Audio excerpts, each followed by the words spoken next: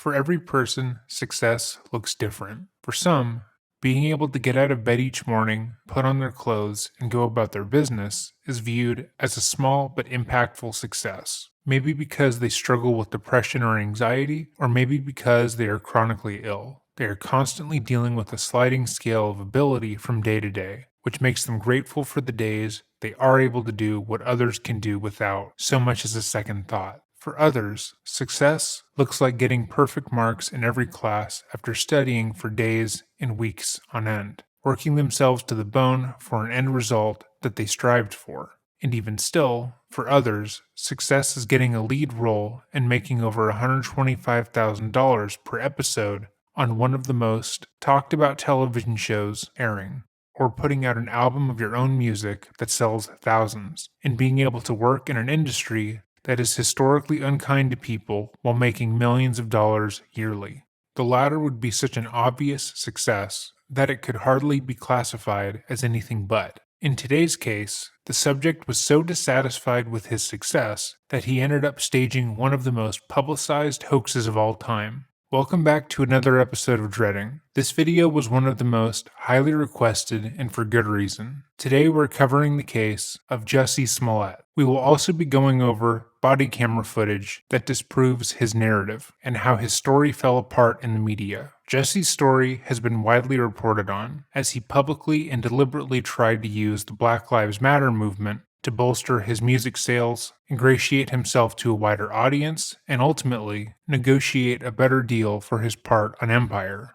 Because this video covers such a contentious topic, I will be leaving links to the sources I have used for research in the description box down below. I also provide the links because it became apparent that Jussie would often lie in interviews, leading to multiple falsehoods being reported around his life. It's imperative that I showcase where I got the information I am reporting on, so that it may be confirmed that it is factual and/or is something Jussie said himself. I was also able to obtain a sponsor, as this video, like so many others, has been demonetized.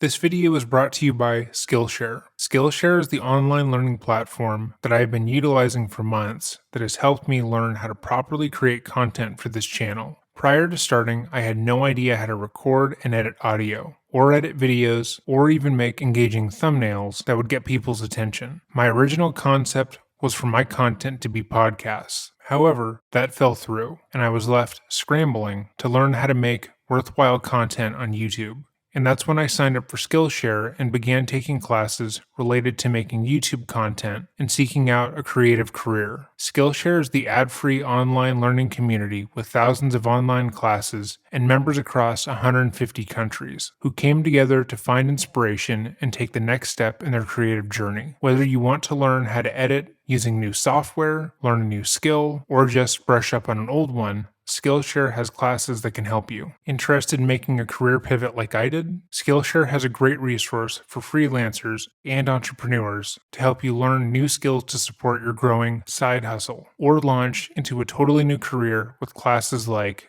Finding Fulfillment, Using Pivots to Power Your Creative Career by Emma Gannon, and Start Your Creative Career with Sanja Rasula. Or looking for classes to help you get started on YouTube? Try YouTube Success, Build an Authentic Channel That's Worth the Follow by Sorel Amor, or Storytelling Through Film, How to Create Engaging Videos for YouTube. There are hundreds of classes you can take, each one designed to help you learn to grow into the next phase of your life. I highly recommend all of them, and there are a few premium classes launched every week, so there's always something new to learn. Skillshare is partnering with me in this video to offer Dreading watchers a 1-month free trial by using the link in the description below. so you can see if their platform is right for you. That is 1 month completely free, which is all you need if you are looking to improve your life. The first 1,000 people to use the link will get a 1 month free trial of Skillshare. I couldn't recommend Skillshare enough, as it helped me learn how to do what I'm doing right now, and I'm so thankful to them as well, as supporting my channel means that I can continue to make content for YouTube, regardless of the demonetization by YouTube. If you're interested, the link will be in the description box down below. But with all that said,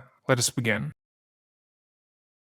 In researching this topic, I found that Jussie's early life is somewhat of a mystery. From interview to interview, Jussie Smollett gives very different stories of his upbringing and childhood. In some interviews, he talks about how difficult his life was growing up and how he struggled to establish himself. Likewise, he states his mother was against him and his siblings joining the entertainment industry at all, and that they, as children, took it into their own hands. Other times, he boasts about how he started his acting career at the age of 9 and was able to join the Screen Actors Guild before he reached double digits, with his mom proudly taking him and his siblings to auditions for various roles, regardless of them fitting the prerequisites for the roles. Most of the time, the interviewers haven't done research into Jussie's early life or career, which allows him to change how he presents himself to them. It would appear that Jussie shifts what version of himself he portrays given who he is talking to and what he feels they want to hear, and he tries to make himself as relatable as possible to the person he is with. Though in the long run, these lies and fabrications are minuscule compared to what he would later do. Finding various interviews in which he talks about his upbringing in conflicting ways leads one to believe that he has had a pattern of misrepresenting himself long before 2019. Jussie was born Justin Smollett on June 21st, 1982, to parents Joel and Janet. He was the third oldest out of 6 siblings, which included JoJo, Jazz, Journey, Jake, and Jockey. And almost immediately, he and all of his siblings would enter the entertainment business at their mother's behest. His career would begin when he began child modeling in 1990, when he was just 8 years old. His father had been absent for a large portion of his childhood, and given her kids' rambunctious nature and natural charisma, Janet felt that they would be perfect for the entertainment industry. She would seek out opportunities in the area and would have her kids attend any casting call they could. Jussie's child modeling gave way to small roles in movies, where he would appear as an extra. When he was 8 and 9 respectively, he was an extra in both Mo Better Blues and New Jack City. Those small roles would lead to larger ones, and in 1992, he would play Terry Hall in The Mighty Ducks. While on these jobs, Jussie would go on to become lifelong friends with men and women who he would frequently collaborate with throughout his career. His career would also be supplemented greatly when his younger sister, Journey, was cast as Denise Frazier on Full House, one of Michelle Tanner's close friends. Jussie would later recall that the casting call for the part of Denise specified that they were looking to cast a white girl, but his mother paid that no mind. She told her kids that they needed to go out for everything, regardless of whether they fit the prerequisite, as most casting directors don't know what they want until you enter the room.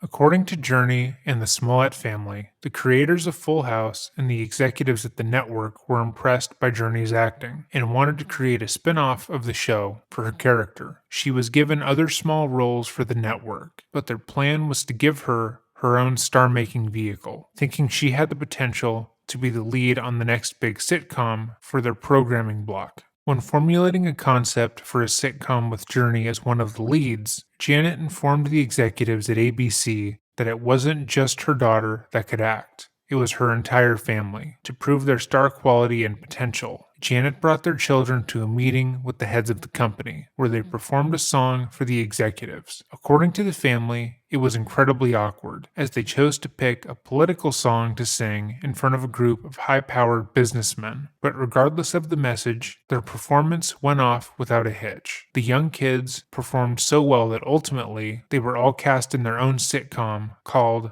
On Our Own. The show was about 7 brothers and sisters whose parents had died and they were left on their own. Every sibling had a leading role in the show, and though it only lasted 1 season, it paved the way for the entire Smollett family to be a part of the entertainment industry. After the show was canceled, Jussie, at age 13, decided to take a break from acting. His sister Journey would continue to appear in various movies and television shows, gaining significant praise and awards for her many roles, making a name for herself in the industry. In the meantime, Jussie went to school and took on various jobs. In interviews later on in life, Jussie would talk about this portion of his life as if he was unable to take care of himself and had very little to his name. In interviews he would give on Kelly and Michael, The Breakfast Club, and Fader, he would state that he hardly had money in his bank account and would have to borrow from his friends and family. He spoke about how, in one instance, he worked as a party clown and made balloon animals for children's birthdays, but could only make 3 things. During this same time period, he stated that he worked as a bartender in a Broadway venue, as well as a publicist for his sister Journey's career. However, in other interviews, he spoke about how every month he was guaranteed residuals from his various acting roles, and lived comfortably off of that, taking odd jobs here and there when he felt like it. Whether one is a lie over the other, or if only portions of the story are true, we may never know. 17 years later, in 2012, Jussie would make his return to acting in the 2012 movie The Skinny. Despite Jussie saying in an interview that it was being lauded as the hottest gay film of the summer, the movie failed to make waves or gain any real positive critical reception. He also released his debut EP, The Poisoned Heart Club. The EP featured his lead single, Get 'Em Up, and was accompanied with a music video that Jussie produced himself. His music was most similar to Usher. In an interview he gave with the now-defunct site Random Tandem, Jussie would describe his music as if Kanye West had sex with Katy Perry while listening to the King of Pop, which it most certainly was not like at all. Much like The Skinny, his music failed to get any sort of recognition outside of his already established fan base. It wouldn't be until 2014, when he would be cast in the show Empire, that Jussie would get the big break he had been working towards. The show was a wild success, and overnight, Jussie became a bona fide celebrity. Although he would correct interviewers when they would say as much, telling Larry King in 2018 that he's had his SAG card since he was 4 and was well established prior to the role, which isn't exactly true, but is typical of Jussie to say. Jussie was cast as Jamal Lyon, a gay musician in a black family who was ostracized for his sexuality, and presented the reality that many gay black men face. His role was heralded as being groundbreaking, and after the premiere, multiple articles came out praising his realistic portrayal of the character of Jamal. For his part, Jussie credited Lee Daniels as being the visionary behind the character and stated he barely had to act, as he felt as if he was just telling his own life story. In interviews in between 2017 and 19, he began to refer to himself and Jamal as, quote, the gay Tupac. Well, I mean, Jamal held that motherfucker over the thing. He shot that nigga Angelo.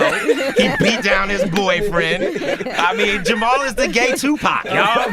Like, he is. You know? A statement that would later come to haunt him. At the same time, Jussie and his family created their own show, Smollet Eats, for the Food Network. The show was centered around the 5 famous siblings and their love of cooking. The show was quietly canceled after 1 season. However, both Jazz and Jockey used the show as a gateway to further jobs on the Food Network and in cooking-related media. Alongside his commercial acting success, he signed a recording contract with Columbia Records, as his character on the show was a recording artist, not unlike himself. On multiple occasions, his character would sing original music, which had done well outside of the show. Jussie, however, was dissatisfied with his recording contract, finding that they could only really release music in a limited time frame between when he was filming, which would mean that he wouldn't be able to promote it with a large-scale tour, and any press would conflict with the promotion of the show. He later had Fox buy his way out of the contract, and in 2018 put out his first studio album under his own label, Music of Sound, titled The Sum of My Music. The album failed to chart, and although he had left his original recording contract because of the lack of promotion for his record, he would likewise fail to promote it in any meaningful way. It did, however, strike a chord with his core fan base. As the show continued on, he would continue to be praised by those who watched it, although Smollett's part in the show would wane due in part to the large ensemble cast. By the 5th season, he was earning upwards of $65,000 per episode he appeared in, Objectively, he was doing very well, but that would all change on January 29th.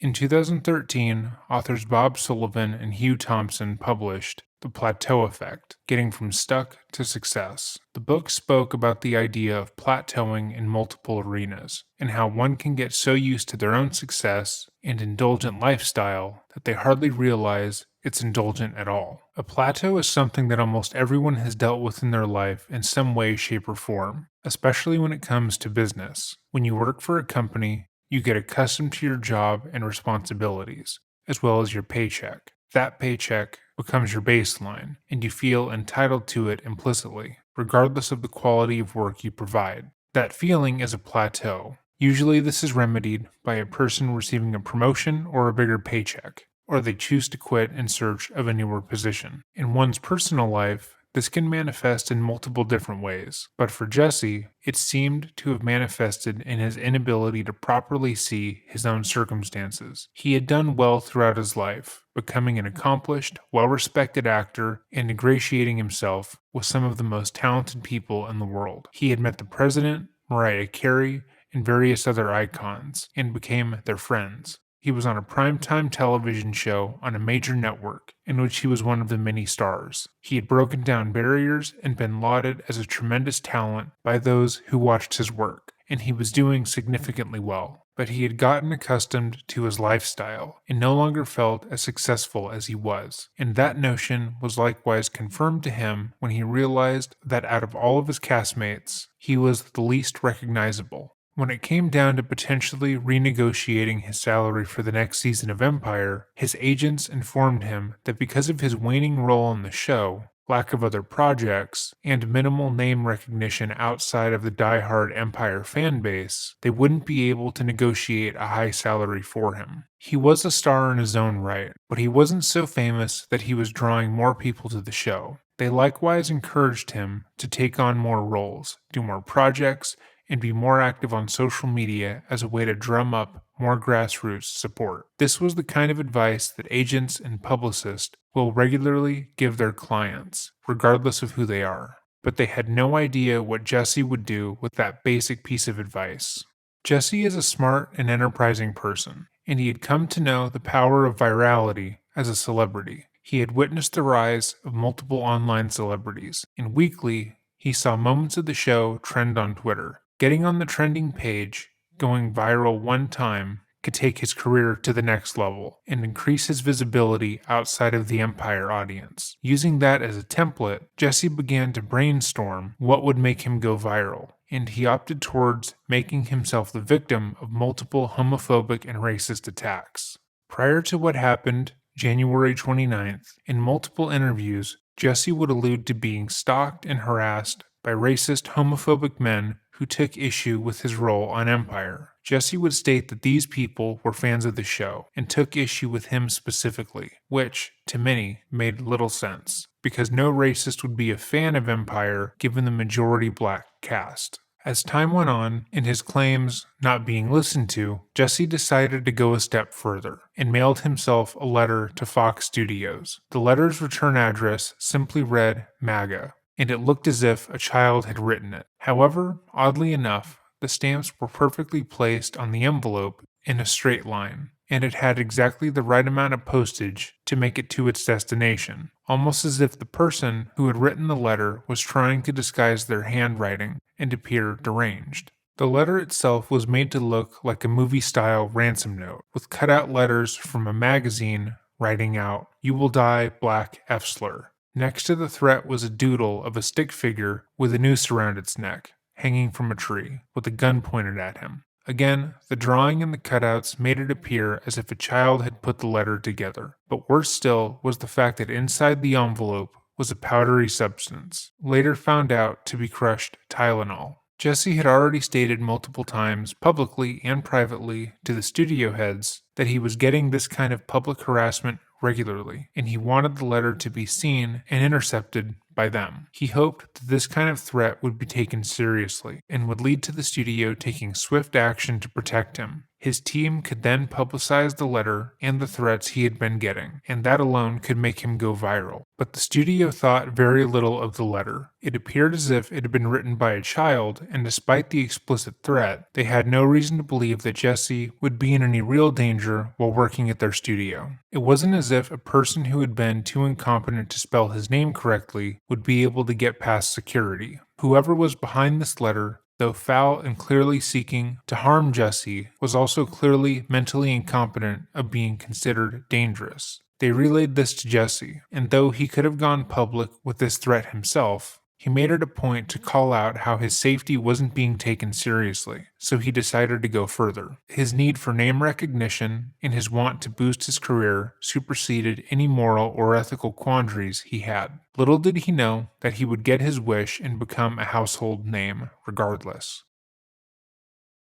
In the early hours of January 29, 2019, Jussie Smollett was attacked by two men. He had been walking outside of his Chicago apartment after getting Subway when two men verbally accosted him from across the street, yelling racial and homophobic slurs. They had recognized him from his show and called him Empire. The two men then attacked him, poured bleach on his clothes, and put a noose around his neck. After less than a minute, both men just stopped the attack and ran off on foot, leaving Jussie on the sidewalk with a rope around his neck. Jussie wasn't gravely injured, and in fact, only suffered minor cuts and bruises. He had been on the phone when he was attacked, and his manager had heard the entire ordeal, which to him just sounded like a tussle. After the attack stopped, Jussie picked up his phone and told his manager what had happened. He then walked back into his apartment building and into his apartment, where his choreographer and creative director, Frank Gatson, was waiting. Jussie told Frank what had happened and showed him the noose that hung loosely around his neck.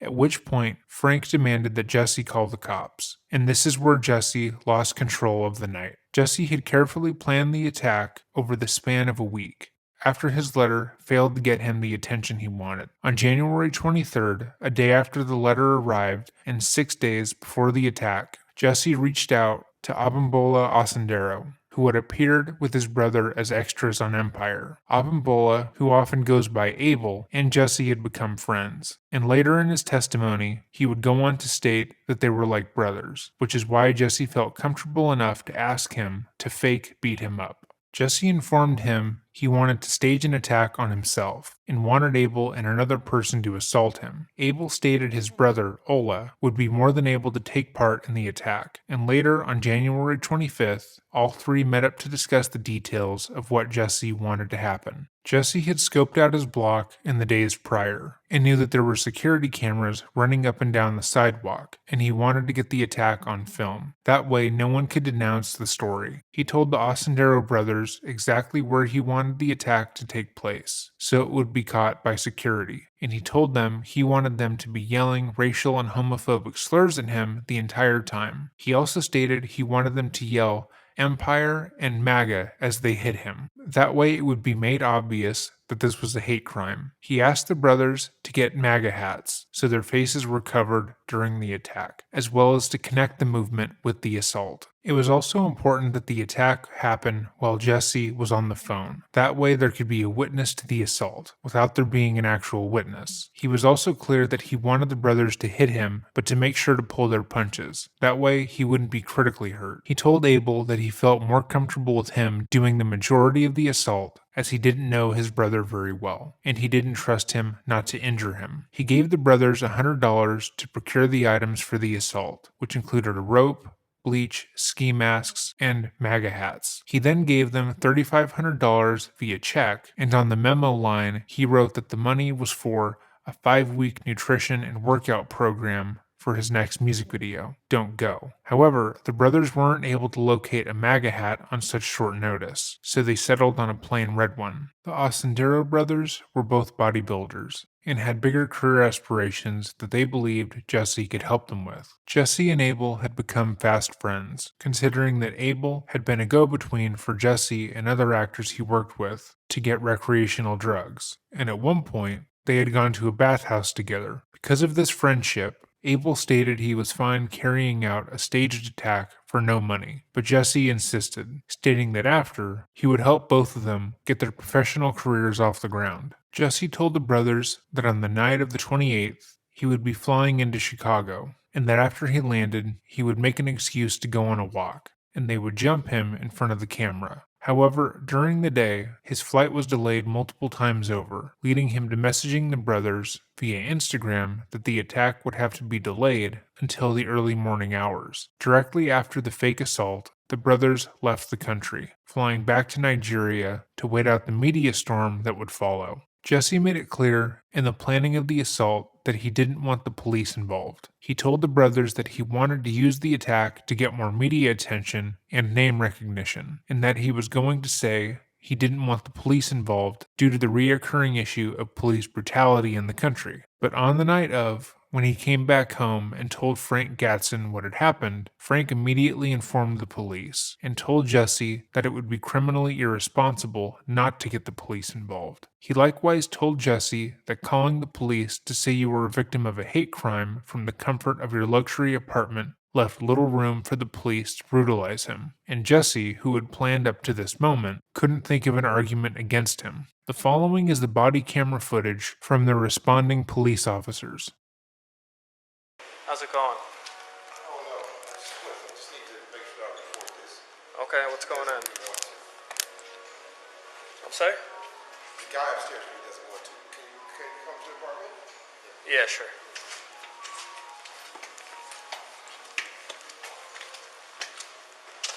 Recording everything. Yeah, we're being visually so enough. I'm just basically insensitive. Like his pride is in a way, right? Okay. I gotta let you know you're being audibly and visually recorded right now. You know, and I just feel like, you know, if anything like this happened to me, I would want to report it. Well, I guess, you know, he had gone out to go to Subway or something with his fans or something. Okay. And I work with him, you know, so he is like a star. He works on the show Empire. So I think he doesn't want that to be a big deal. You understand what I'm saying? Okay. Okay, so. But to me, it's kind of messed up. And the thing that bothers me the most, it makes me emotional, is they put a makeshift what do you call the thing? A noose around his neck. Sorry, you know. And that's what bothered me. The cut thing doesn't bother me at all. If that makes any sense. Did you see this? No, I didn't. He just came up to the apartment. He walked into, I guess he came in through the front door. I'm sitting there waiting. Do you guys live together? Or? No. I'm just his creative director. I'm just visiting. You know, he lives alone. But I just feel like he should report this, that's all. That make sense? Yeah. Okay. This is stupid. Come on in, sir. Any weapons or anything inside the apartment? I just don't want my neighbors to know. Okay. So I explained to them how you were going to get something and the reason I'm calling you because If you have ever been brutalized or assaulted, you would know how dehumanizing the experience is. The aftermath isn't just physical injury or impairment, but mental anguish, which leads to most who have been assaulted to go into a state of shock. In cases of assault, the most typical response is to distance themselves from what has happened to them, which usually means changing one's clothes and showering. The clothing serves as physical reminders of what happened, and removing them is usually the first thing a person would do when recovering. But for some reason, after being physically and verbally assaulted, Jussie had decided to keep the makeshift noose around his neck. Jussie reported the crime occurred at 2 a.m., and according to the police report, they didn't arrive at Jussie's apartment until 2:45, meaning for 45 minutes, Jussie was walking around the apartment with a noose around his neck. Worse still is that in his effort to show the noose and tell the police what had occurred, Frank grabs the end and pulls. Any person recovering from an attack would react poorly to this action. The body would register this action as an attack. A person who had just been beaten, the way Jussie reported he was, would still be in a state of fight or flight, and incredibly on edge. However, Jussie continues to speak calmly, react passively, and his affect is entirely flat, as if he is reporting that someone vandalized his garden. Jussie would later state during his trial that he took the noose off when he got inside, but put it back on when the cops arrived. But that still doesn't really make any sense. Okay. Yeah, I do. I just wanted you all to see it. Again, his affect is calm, and he is showing deliberate forethought when it comes to his actions. After physical altercations, people deal with a tremendous amount of adrenaline pumping through their system, and this kind of thoughtfulness is not normal. There's bleach on me. Bleach on me. You're filming us, right? Yeah, this is all being If you want, if it's in his house, They're filming you. you're being audio and Like audio. I guess when I mean, they didn't know when they were walking into the door. Okay, so can we turn it off? yeah, you're giving us permission to shut it off. Jussie didn't want to be filmed because he didn't want the police involved at all, and his total indifference to the situation is nonsensical, given what had just happened to him. The following is the Chicago Police's incident report, going over the rest of the encounter they had with Jussie after he requested the cameras be turned off. Frank Gatson met responding officers in lobby of building and escorted officers to unit of victim. He related to officers that victim did not want to report offense. However, he believed it to be in the best interest too. Officers arrived at apartment of victim to find him with white rope draped around neck and stained clothing. Victim related to officers that he was walking to his residence. Two unknown males approached him and gained his attention by saying, verbatim, Empire racist and homophobic slur. Victim related he is an actor on the TV show Empire, and officers know those terms said to him to be racial and homophobic slurs. The primary aggressor was wearing a black mask concealing any facial features, and both offenders were dressed in black, proceeding to batter the victim about the face with their hands, and pouring an unknown chemical substance on him, staining his clothing. Victim does not remember any other distinguishing features of the offenders, or in which direction they fled. Victim related, on January 22, 2019, he received hate mail at his place of work. Victim showed the officers where the incident occurred. Assisting unit beat canvassed area for offenders and cameras in vicinity of the crime. Victim was taken to Northwestern Memorial Hospital by Frank Gatson. According to the same incident report, Jussie stated his attackers were two males, one between 5'10" to 6 feet tall, 170 pounds, while the other he was unable to describe at all. Jussie had carefully planned the attack and thought that he had thought through every possible outcome, but as time went on, his lies would continue to get away from him. Jussie's stunt had worked, and when the news of his crime was reported, he went viral for the first time in his career. Television shows that had passed on interviewing him previously spoke of the attack, and cited that he had been the victim of a racist and homophobic hate crime. Celebrities came forward to support Jussie and stated that he was the victim of a culture that preached hate and vitriol, and his story was featured on every news and news-adjacent website. A representative from Fox Studios made a statement regarding the situation, supporting Jussie, that read, "We are deeply saddened and outraged to learn that a member of our Empire family, Jussie Smollett, was viciously attacked last night. We send our love to Jussie, who is resilient and strong, and we will work with law enforcement to bring these perpetrators to justice." The entire studio, network, and production stands united in the face of any despicable act of violence and hate, and especially against one of our own. Likewise, GLAAD reached out with their own statement of support, stating, "Jussie is a true champion for LGBTQ people and is believed by the community and allies around the world. They had no way of knowing that he had orchestrated the attack himself." A day after, the police released a video of what was believed to be the attackers walking around Jussie's neighborhood prior to the assault, and asked anyone who knew who these men were to come forward. In the days following, many celebrities and activists spoke up against the police, as in their statement regarding the attack, they had deliberately said that they were treating the investigation as a possible hate crime. The word possible to many felt like they were implying that the attack could have been motivated by anything else but hate, which seemed unlikely,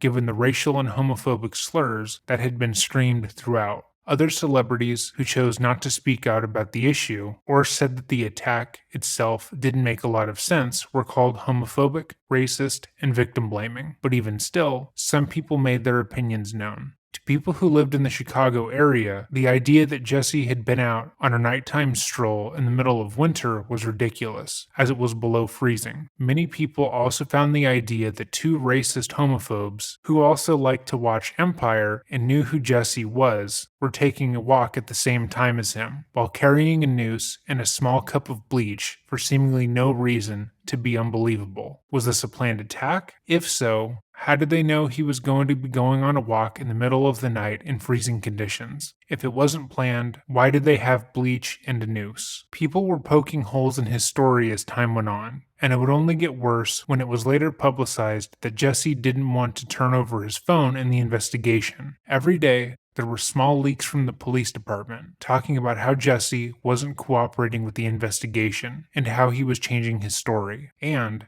how every time they asked him to come in or help the investigation, he made them go through his lawyers. But still, he persisted, releasing a statement through Essence. It read, "Let me start by saying I'm okay. My body is strong, but my soul is stronger. More importantly, I want to say thank you. The outpouring of love and support from my village has meant more than I will ever be able to truly put into words. I am working with authorities and have been 100% factual and consistent on every level. Despite my frustrations and deep concern with certain inaccuracies and misrepresentations that have been spread, I still believe that justice will be served. As my family stated, these types of cowardly attacks are happening to my sisters, brothers, and non-gender conforming siblings daily. I am not and should not be looked upon as an isolated incident. We will talk soon and I will address all details of this horrific incident, but I need a moment to process. Most importantly, during times of trauma, grief, and pain, there is still a responsibility to lead with love. It's all I know, and that can't be kicked out of me." Smollet signed his statement by writing, "With love,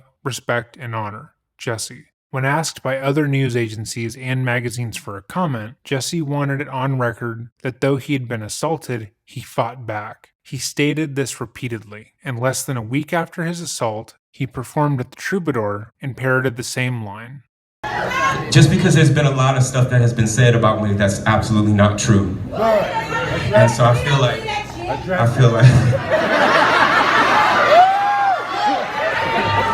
I'm sure my lawyer's sitting up there like, no, Jussie, no, shut the fuck up and sing. Daryl, I'm sorry. There's just a couple of points that I wanted to make really quick. Just because it's 4 points.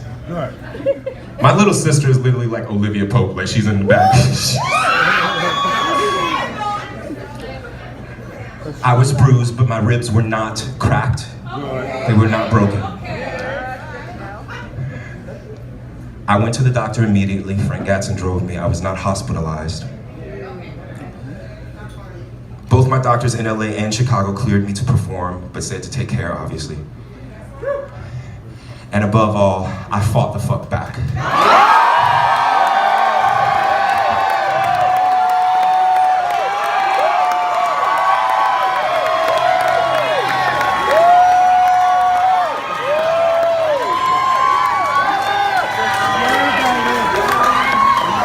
I'm the gay Tupac.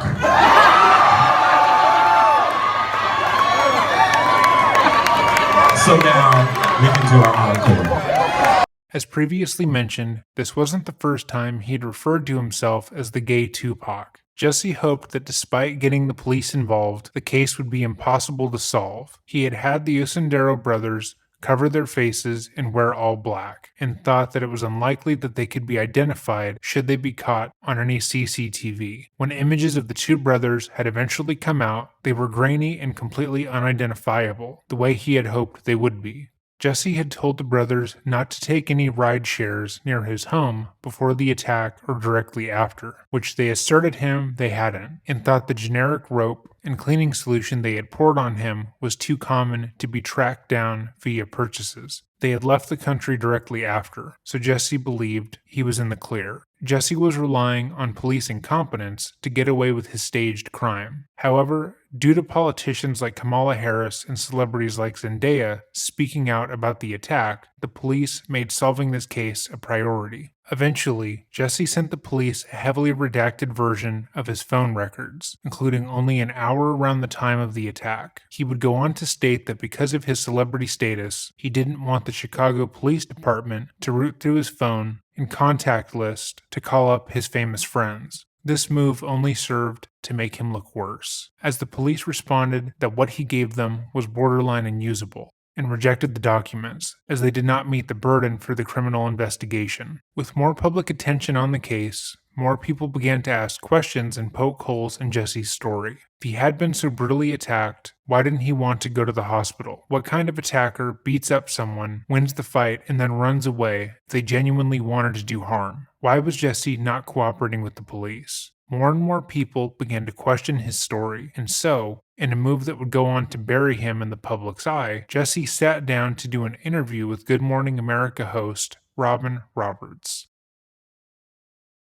Though Empire is a hit show with an avid fan base, many people are not aware that Jussie Smollett's interview with Good Morning America's Robin Roberts was not the first time that he had sat down with the host to speak about an act of violence. It was the second time, as in Season 4, Episode 12 of Empire, he does the exact same thing, though as his character, Jamal Lyons. Watching that episode, or at least the portion of the episode in which Jussie's character, Jamal, is interviewed, should be required by people discussing this case, as it is illuminating. But seeing as including said portion would lead to this video being copyright blocked in all territories, I will simply implore you watch it for yourself. Empire is free to watch on Hulu, and the interview takes place 25 minutes and 15 seconds in episode 12 of Season 4, titled Sweet Sorrow.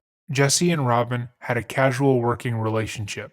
They were by no means close friends, but having worked with each other in the past, they had a congenial relationship, which meant that she was the perfect person to do this interview with. Going into that interview, the only goal for Jussie would be to stick to his story exactly and maintain his innocence. Let's see if he was successful in accomplishing that.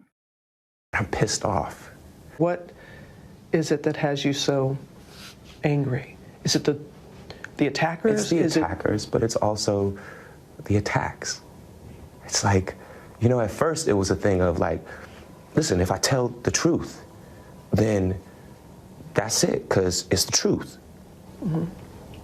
Then it became a thing of like, oh, how can you doubt that? Like, how do you not believe that? It's the truth. And then it became a thing of like, oh, it's not necessarily that you don't believe that this is the truth.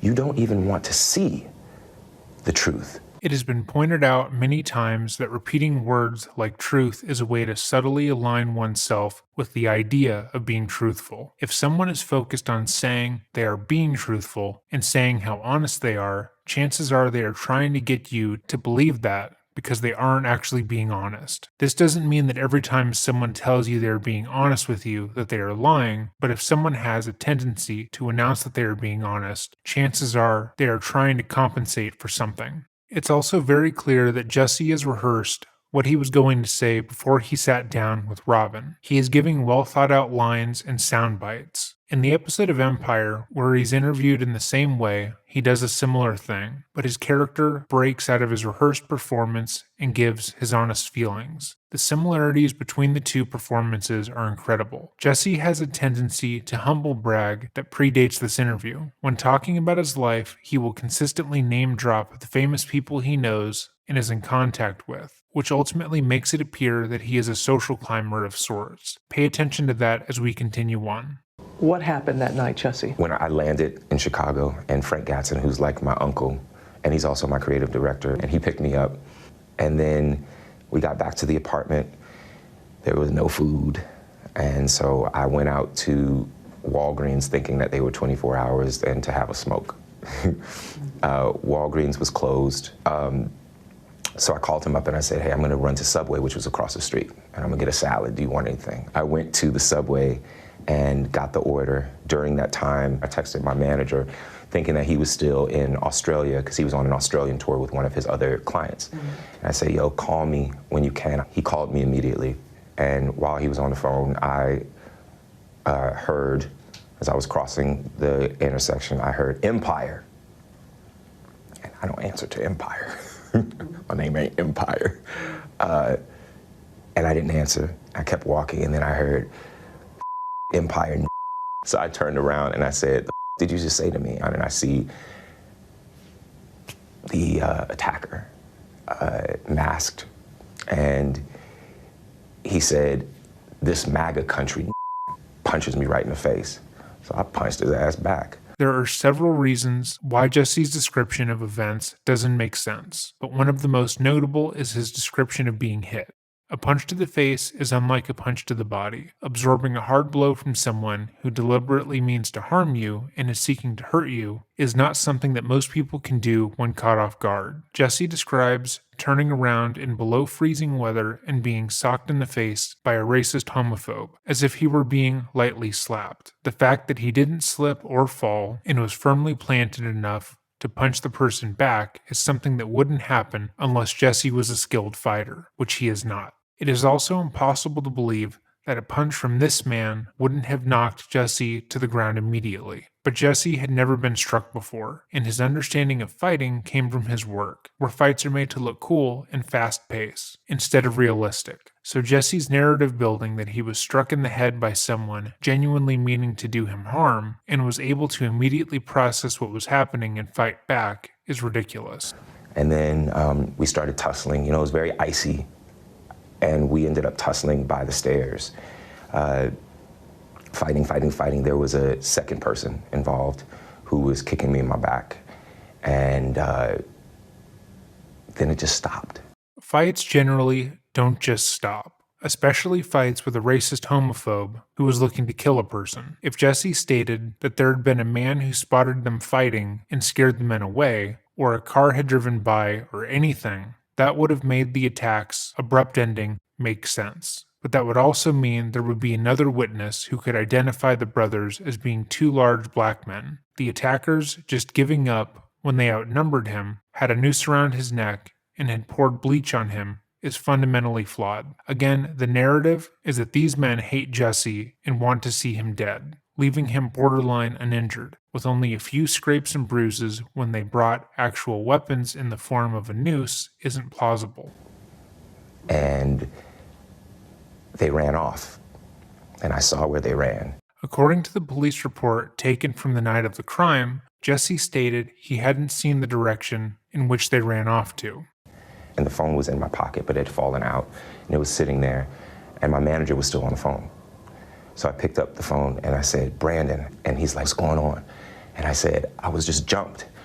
And then I looked down, and I see that there's a rope around my neck, which I hadn't You hadn't noticed it before? No, You didn't because see? It was so fast. You know what I'm saying? It was so fast. The neck is one of the most vulnerable places on the body, and it's one that most people are incredibly sensitive about, as it's hardwired into our brains to protect the neck. Someone getting the jump on you and putting something around your neck without you noticing is borderline impossible, as your body would almost involuntarily react. How long did this all It felt like minutes, but it probably was like 30 seconds, honestly. I can't tell you honestly. I noticed the rope around my neck, and I started screaming.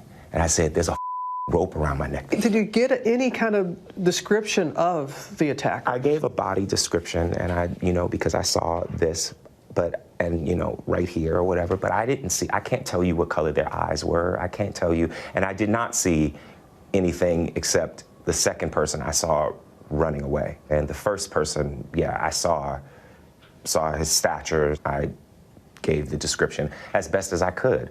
You have to understand also that it's Chicago in winter. People can wear ski masks and nobody's gonna question that. The police have gone through a lot of video, and they were able to capture an image of two people of interest. Have you seen that image, and do you believe that they could possibly be the attackers? I do. What is it about their size, or why do you feel that they could possibly be? Because I was there. For me, when that was released, I was like, okay, we're getting somewhere. I don't have any doubt in my mind that that's them. Never did. Why did you hesitate to want to call the police? You know, there's a level of pride there. We live in a society where, as a gay man, you are considered somehow to be weak. And I'm not weak. I am not weak. And we are, as a people, are not weak. So I can accept that there was pride there. There's also privacy. You know, at the end of the day, look what has happened. You know, look what has happened. So I'm glad that Frank called the police. I'm glad that we reported it. Whenever things get dicey or seem nonsensical in Jussie's story, he tries to differ to other people who were attacked for their race and sexual orientation. Jussie tries repeatedly to align himself with actual victims of hate crimes to gain credibility, which is frankly a disgusting thing to do. By saying he didn't want to call the police because gay men are often viewed as weak in our society, he's trying to distract from the fact that most people wouldn't be thinking about being perceived as strong or tough after they had been the victim of a hate crime. Likewise, we know he wasn't actually happy to report the crime and call the police. Even in the footage of him talking to the police, he is withdrawn and annoyed, and only did so because Frank had forced him to do so that night. During that time before they came, it took them about maybe half hour to come. And during that time, I was looking at myself, just like checking myself out. I saw the bruise on my neck, you know, like the little, the rope burn around my neck. And then I smelled bleach. I know the smell of bleach. And I saw on my sweatshirt, it had marks on it, like spots on it, when you have a bad bleach job. So then I was like, there's bleach on me too. So when the police came, I kept the clothes on. I kept the rope. So you had the rope on the entire time? I mean, it wasn't like wrapped around, but yeah, it was around because I wanted them to see. I wanted them to see what this was. I told them what happened, everything. I also asked them to turn their body cams off because they were trying to stay in the hallway. And I was like, please just come in. Like, I don't want a big scene with my neighbors. Any weapons or anything inside the apartment? As we saw in the footage, the cops were not making a big scene or drawing any attention to themselves. They were also inside his apartment when Jussie asked them to turn their body cameras off. They didn't dawdle in the hallway or draw any unwanted attention from any of Jussie's neighbors through their actions. Mind you, it was 2 a.m., and most of Jussie's neighbors were asleep. This is the second time Jussie has lied in the interview about something that was recorded and can be proven false. With like the second round of police officers, I went down to where it happened, and I walked them through exactly what happened. And I looked up and I saw that there was a camera directly on the light post that is in the intersection. So I'm like, there it is. A potential break in the case that would eventually fall apart days later. And then the detective told me that the camera inside of the casing was facing north, so they didn't have it. And that was disappointing. The vast majority of people have been supportive and loving and understanding. And then as time has gone on, and that there's no, it's 2 o'clock in the morning, you're going to Subway, Sub-Zero. Subway is open 24 hours. Like, people kill me when they say things like that because it's like Subway is open 24 hours for a reason. So that when you're hungry at night and you ain't got no food, you go to Subway. The camera facing north, how is that my issue? It feels like if I had said it was a Muslim or a Mexican or someone black, I feel like the doubters would have supported me a lot more. And that says a lot about the place that we are in our country right now. The fact that we have these fear mongrels, these people that are trying to separate us, and it's just not okay. Mm-hmm. It's just not okay. And for all of the people, the next time that you see someone report something, maybe well after the fact that it happened, and you say to them, well, why you wait until now? Just remember that mine was reported right away. And look what has happened. Once again, when Jussie is forced to confront any of the holes in his story, he tries to shift focus onto people who have faced struggles by being criminally profiled. The reality remains that no matter what race, gender, or sexual orientation Jussie stated his attackers were, the attack itself doesn't make sense, and that's what most people's response was. He was trying to divert attention from his story onto real instances of racial prejudice to further legitimize what he was saying. The phone. When did you, because as you said, it was an accurate account of the timeline, valuable information. When did you make that information available to the police? We had to give the phone records, which they didn't originally ask for my phone records. They asked for my phone. They wanted me to give my phone to the tech for 3 to 4 hours. I'm sorry, but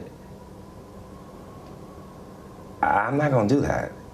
Why? Because I have private pictures and videos and numbers, my partner's number, my family's number, my castmates' number, my friends' numbers, my private emails, my private songs, my private voice memos.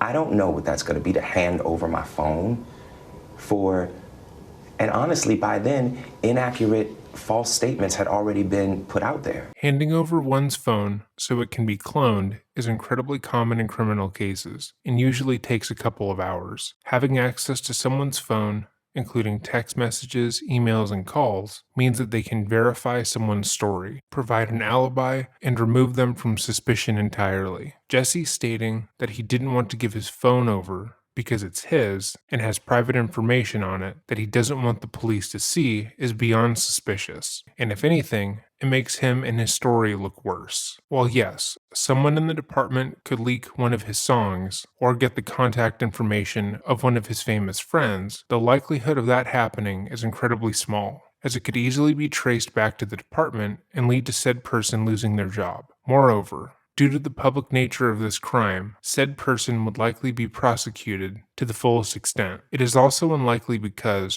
prior to this attack, Jussie hadn't been famous enough for him to worry about that. Instead of playing down his phone's importance, he makes himself look guilty in this instance. Earlier this week, he submitted phone records from within an hour of the incident, but Chicago police said they were limited and heavily redacted, adding they need additional information to corroborate the investigative timeline. His attorneys tell us they are willing to cooperate. Smollet also says he has been troubled by inaccurate claims. What other ones had you heard that were inaccurate? That I had said that they were wearing MAGA hats. I never said that. I didn't need to add anything like that. They called me a They called me a There's no which way you cut it. I don't need some MAGA hat as the cherry on top of some racist sundae. I've heard that it was a date gone bad, which I so resent that narrative. I'm not gonna go out and get a tuna sandwich at a salad to meet somebody. That's ridiculous, and it's offensive. Yes, there's Grindr, yes, there's Jacked, yes, there's all of these things, which I have not been on in years. I can admit that I was on that back in the day. I was single, you know what I'm saying? But I have not been on that in years. But aside from that, it's offensive, and I absolutely resent that narrative because it's bull. It's bull. And it's unfair. It's unfair to the investigation. It's unfair to, I hate this word, but it's unfair to the victim. In my research, I haven't found any legitimate sources stating that the attack was a date gone bad or a bad Grindr hookup. I've combed through every article I could find, and the only allusions to this narrative are in articles that go over what he says in this interview. That is not to say the narrative never existed at all, but that if it did, it wasn't nearly as prevalent as other critiques of Jussie's story. Jussie uses this obviously fake narrative to make all criticism towards him seem ridiculous. He is pointing towards this story as if it was what the mass majority of people who take issue with his statements are saying, and showcasing how stupid it sounds in order to associate people criticizing him with being stupid. This is a tactic reminiscent of the appeal to extremes, as he is trying to show how absurd contrary opinion is. What were your injuries? What were they did x-rays. I didn't have, it was reported that I had like fractured ribs or cracked ribs or something like that. That wasn't true. I was just in a lot of pain. You know, my clavicle was messed up, my rib was bruised, but nothing was cracked. Like, I walked into the hospital. I walked out of the hospital. Why do you think you were targeted? I can just assume, I mean, I come really, really hard against 45. I come really, really hard against his administration. And I don't hold my tongue. I want to ask you about Jussie Smollett. I think that's horrible. It doesn't get worse, as far as I'm concerned. Were you aware that he made that statement? I saw it. I don't know what to say to that, you know? I appreciate him not brushing over it. And there is no doubt in your mind what motivated this attack? I could only go off of their words. I mean, who says empire, this MAGA country, ties a noose around your neck and pours bleach on you? And this is just a friendly fight? I will never be the man that this did not happen to. I am forever changed. And I don't subscribe to the idea that everything happens for a reason, but I do subscribe to the idea that we have the right and the responsibility to make something meaningful out of the things that happen to us, good and bad. When people state after that Jussie used this attack for potential promotion, the clip is widely brought up, as he directly states as much. What do you feel people need to hear the most from this story? I think that what people need to hear is just the truth. It's just the truth, because everybody has their own idea. Some are healing and some are hurtful. But I just want young people, young members of the LGBTQ community, young Black children to know how strong that they are, to know the power that they hold in their little pinky. It's been 2 weeks since that night left actor Jussie Smollett bruised but not broken, and he's still processing the raw emotions. Have you ever been threatened before? Yeah. I get threatened all the time on Twitter and Instagram and DMs and things like that. It's like, but, you know, I'm a public figure. I'm very outspoken. Sometimes maybe too outspoken, but it's who I am, you know? So I get the idea of pissing people off, that you're gonna rub people the wrong way. In fact, the week before the attack, police confirm a letter was sent to the Fox studio in Chicago with threatening language and laced with powdery substance, likely Tylenol. Do you think there's a link between the letter and the attack? And you did mention it to the police right away about the letter. Absolutely. Just because on the letter it had a stick figure hanging from a tree with a gun pointing towards it, with the words that said, "Smollet Jussie, you will die, Black." There was no address, but the return address said in big red, like caps, MAGA. Did I make that up too? According to the FBI investigation, yes. And despite lack of video surveillance footage, Smollet hopes to rewrite the narrative about that night, saying he fought back against his attackers and reported the incident after his creative director called 911. He's supposed to be well-known requesting a report, and so the noose was placed over the friend's neck. I want that video found so badly because for probably 4 reasons. Number 1, I want them to find the people that did it. Number 2, I want them to stop being able to say alleged attack. Number 3, I want them to see that I fought back. And I want a little gay boy who might watch this to see that I fought back. And it does not take anything away from people that are not able to do that. But I fought back. They ran off. I didn't. What do you say to a young gay man, a young gay person? To learn to fight. And I don't just mean like learn to fight. I mean, learn to fight. Learn to be a fighter. I am not advocating violence at all, so let's be clear about that. If you're gonna die, fight until you do. Because if you don't fight, you have no chance. I have fought for love. I'm an advocate. I respect too much the people who I am now one of those people who have been attacked in any way. You do such a disservice when you lie about things like this. In many cases we have covered, the guilty party will say something along the same lines. In essence, Jussie is trying to state that he would never do this because he's an advocate who knows the power of his words and how lying could hurt others. However, it is because he knows the power of his words that he did do this. He knew that being the victim of a hate crime would cause him to gain a certain amount of public attention, and that was more important to him than the people who were victims of actual hate crimes. Oftentimes, guilty parties will say something like this as a way to deflect evidence showing their actions. Diane Downs, Tony Todd, and Larry Nassar all said similar things. Most, if not all, people know that lying about being a victim of a crime is a bad thing to do, but this statement implies that he is somehow above suspicion because he knows that very obvious piece of information. If the attackers are never found, how will you be able to heal?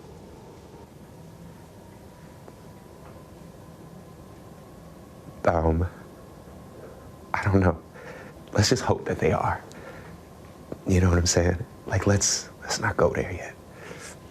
I was talking to a friend, and I said, I just want them to find them. And she said, sweetie, they're not gonna find them. And that just made me so angry because, so I'm just gonna be left here with this? You know what I'm saying? Like, I'm just gonna be left here with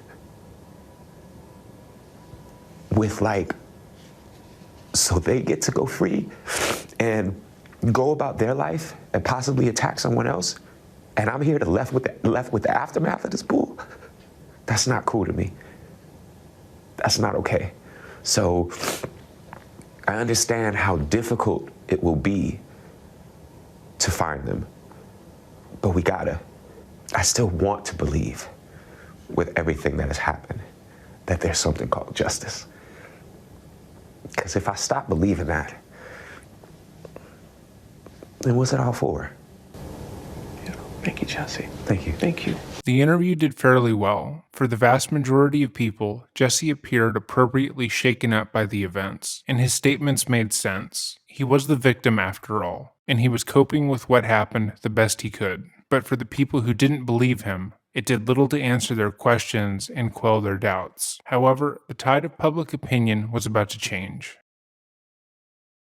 What Jussie hadn't counted on in his planning and throughout his publicity tour was that while he was giving various performances, referring to himself as the gay Tupac, and writing statements about how the media was spreading misinformation about his attack, the police were busy collecting publicly and privately owned security camera footage, tracing the steps of Jussie's attackers throughout the city. Though Jussie told the police he didn't know where the attackers ran off to, they collected thousands of hours of security footage from around Jussie's apartment, collecting footage from Ring doorbell cameras, private establishments, and government-owned cameras. They canvassed the area, going door to door to every private citizen, asking if they could have access to any camera they had on site. Through their intense canvassing and their request for the public's help, they were able to follow the movement of Jussie, Abel, and Ola throughout the night. Jussie's story was exactly how he said it was. He went to Subway, walked home, and by the time he entered the lobby of his apartment building, he had the noose around his neck. The footage of the brothers was also easy to follow. After the attack, the brothers ran for a couple of blocks, before calling a cab to pick them up.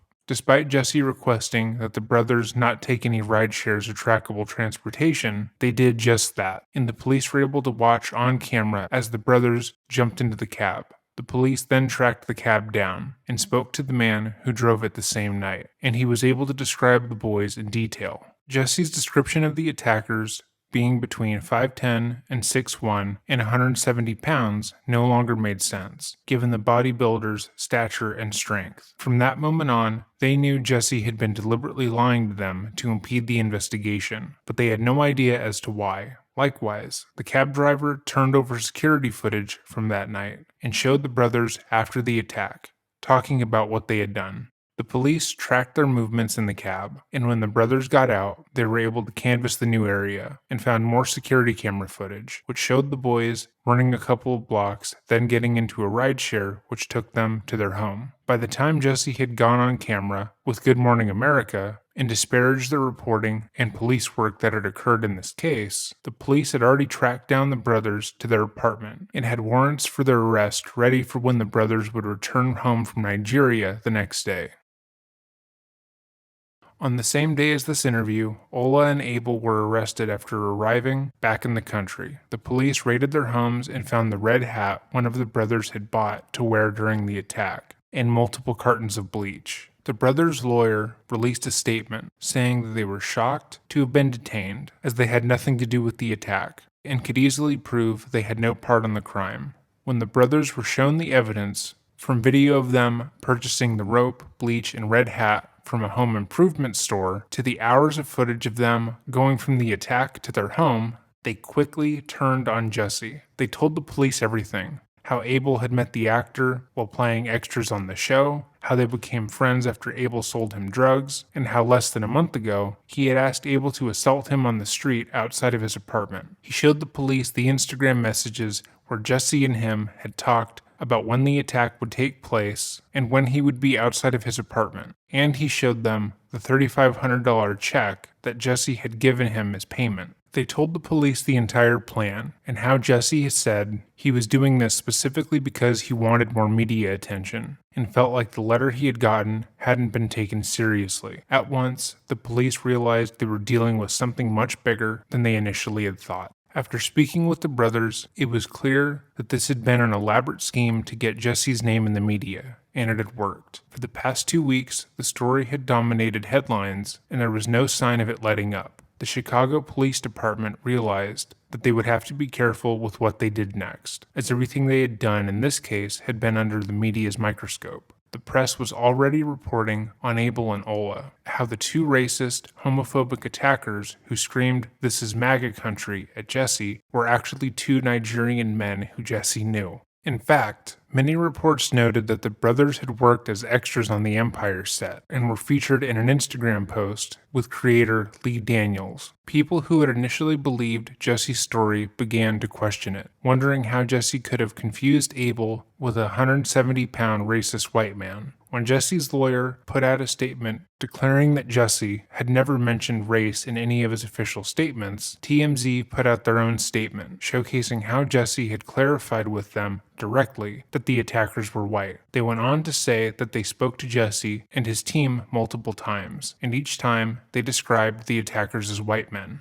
After discussing how they were to proceed, police released the brothers from custody and officially declared that the brothers were no longer persons of interest, stating that they had provided new evidence that needed to be corroborated. For the next couple of days, the only reports that came out about the case were from Jussie's camp, stating that they were now willing to work with the police and help them clarify anything that they needed. Shortly thereafter, the Chicago Police Department publicly announced that Jussie was being investigated as an active participant in the crime and was suspected of orchestrating the entire event. Chicago's top prosecutor, Kim Fox, had initially been placed on the state's case for the hate crime, but as the investigation turned and how it became obvious that Jussie was the culprit, she recused herself, stating that during the investigation, she had grown to be familiar with the entire Smollet family, and that could potentially lead to her own bias getting in the way of justice. This allowed Joe Maggots to take over the state's case as it turned into a felony disorderly conduct charge for filing a false police report. The next day, after it was announced that the charges would be filed, the police held a press conference and showcased their findings. To say the fallout was swift would be an understatement. All the goodwill and praise Jussie had received was destroyed, and many corporations and celebrities who had backed him loudly turned their backs on him. He made them look foolish in their sympathy and support, and they felt betrayed. Movements that backed him were irreparably damaged, and the backlash towards Jussie was shared with everyone who had ever supported him. The most vocal supporters became his loudest critics, citing their hurt and anger for what he had done. Politicians and celebrities who had stated they never believed him from the beginning did a victory lap and made jokes about how laughably fake everything had been. They called out how they had been mislabeled by Jussie and his supporters, and how he was never going to get out from under his lies. reports came out from the set of Empire that Terrence Howard refused to be in the same room as his on-camera son, and after shooting the final episode of the season, Jussie stood on a table and apologized for the chaos that was happening, although he maintained his own innocence. Jussie was then removed from the show entirely. Some people still held on to the hope that maybe the police had botched the investigation and Jussie was telling the truth, because no proof had been shown, but the clips from his public appearances began to feel incredibly disingenuous. However, despite the change in public opinion, Jussie maintained his innocence publicly. He repeated that he hadn't had any part in the attack, that the brothers had acted on their own, and that everything that was happening because they had lied to the police to cover their own asses. On March 9th, Jussie was indicted by the grand jury on 16 counts of disorderly conduct, and still, Jussie maintained his innocence. His family supported him, and his lawyers argued that he was being unfairly penalized and attacked because of the media's coverage of the crimes. Many argued that that was his own fault, as he had encouraged the media blitz to benefit his career, and only seemed upset because the tides had turned. However, only 11 days later, all charges against Jussie for his fake hate crime were unceremoniously dropped. According to Joe Maggots, the charges were dropped because Jussie didn't have a history of violent criminal actions, and quote, lying about being attacked isn't a criminal offense. In an interview given after the charges were dropped, Maggots stated that the evidence proved Jussie did orchestrate the attack, that he did purposely perpetrate falsehoods surrounding the attack, and he did seek to gain from it. But in his words, the dropping of charges wasn't to exonerate Jussie, but to put more money and time into cases of violent crime in the city. Does dropping the charges vindicate him? No. Does it exonerate him? No. Do you believe that he is innocent? I do not believe he's innocent. So you believe he's guilty? Yes. So why drop the charges? Based on all the facts and circumstances, based on his lack of criminal background. I mean, we defer or do alternative prosecutions. In the last 2 years, we've done it on 5,700 other felony cases. But it seemed that no one told Jussie that piece of information. Jussie and his lawyers tried to claim that the dropping of the charges was because Jussie was, and always had been, innocent of any wrongdoing. He made the following statement after the charges were officially dropped. First of all, I want to thank my family, my friends, the incredible people of Chicago and all over the country and the world who have prayed for me, who have supported me, who've shown me so much love. No one will ever know how much that has meant to me, and I will forever be grateful. I want you to know that not for a moment was it in vain. I've been truthful and consistent on every single level since day one. I would not be my mother's son if I was capable of one drop of what I've been accused of. This has been an incredibly difficult time, honestly one of the worst of my entire life. But I'm a man of faith, and I'm a man that has knowledge of my history, and I would not bring my family, our lives, or the movement through a fire like this. I just wouldn't. So I want to thank my legal counsel from the bottom of my heart. And I would also like to thank the state of Illinois for attempting to do what's right. Now I'd like nothing more than to just get back to work and move on with my life. But make no mistakes, I will always continue to fight for the justice, equality, and betterment of marginalized people everywhere. So again, thank you for all the support, thank you for faith, and thank you to God. Bless y'all, thank you very much.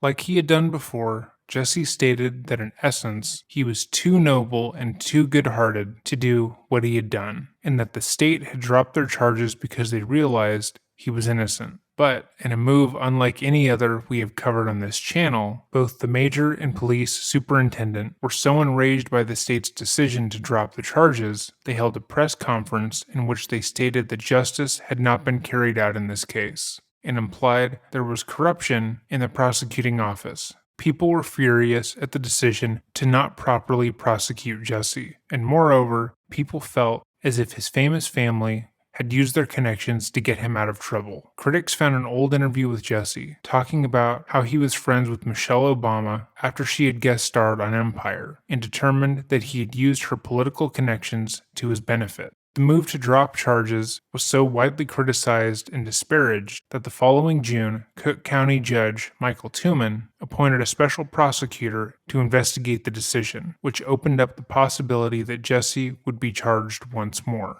leading to the dispersal of the body camera footage from when the police first encountered Jussie after the attack. By February 2020, Jussie was once again indicted on 6 counts of disorderly conduct relating to the hoax, and the investigation into why the initial charges had been dropped found that there was substantial abuses of discretion and operational failures made by the district attorney, but nothing that rose to the level of criminal wrongdoing, which basically meant that the district attorney had been lenient on Jussie due to his fame and status, but no money changed hands and nothing criminal had occurred. Most people stopped paying attention after they found out another trial would be underway, until the verdict was handed down. However, the argument that Jussie tried to put forward as to what happened are incredibly interesting.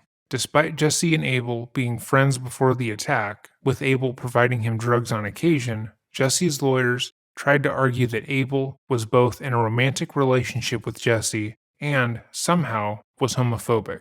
Both statements are untrue. They stated that the brothers attacked Jussie because they didn't like him, with Abel acting out due to a combination of homophobia and self-hatred for his own same-sex attraction. They also argued that Abel and Ola had attacked Jussie in order to convince him to hire them as his personal bodyguards, and thought of the attack as a money-making opportunity. Jussie's lawyers ignored the fact that Jussie had lied about the size, race, and build of his attackers, and other evidence, and tried to state that the brothers were criminal masterminds who took part in the drug trade. You have to have your guard up with them mentally, emotionally, and spiritually. They are highly intelligent, really smart, and they know how to dumb it down so you think they're victims, said Jussie's lawyer, as he compared the two brothers to Pablo Escobar. Despite that rock-solid defense, Jussie was found guilty after 10 hours of deliberation. He was sentenced to 150 days in jail, but was released after 6, and to this day maintains his innocence. Jussie Smollett is a smart man. He had been in the industry his entire life, and he had watched many stars rise and fall. After feeling his own success waning and being dissatisfied with his pay, he acted in his own self-interest. It made the lives of everyone around him worse. His lies hurt the people he wanted to ingratiate himself with the most. While it's doubtful he will ever tell the truth and come clean about this case, he got exactly what he wanted, and that was to become a household name. Thank you for watching today's episode of Dreading. If you liked this video, please hit the like button and consider subscribing for more true crime content. If there's a case you would like me to research and report on, feel free to leave it in the comments down below or shoot me an email. I hope you have a great day, and remember, stay safe.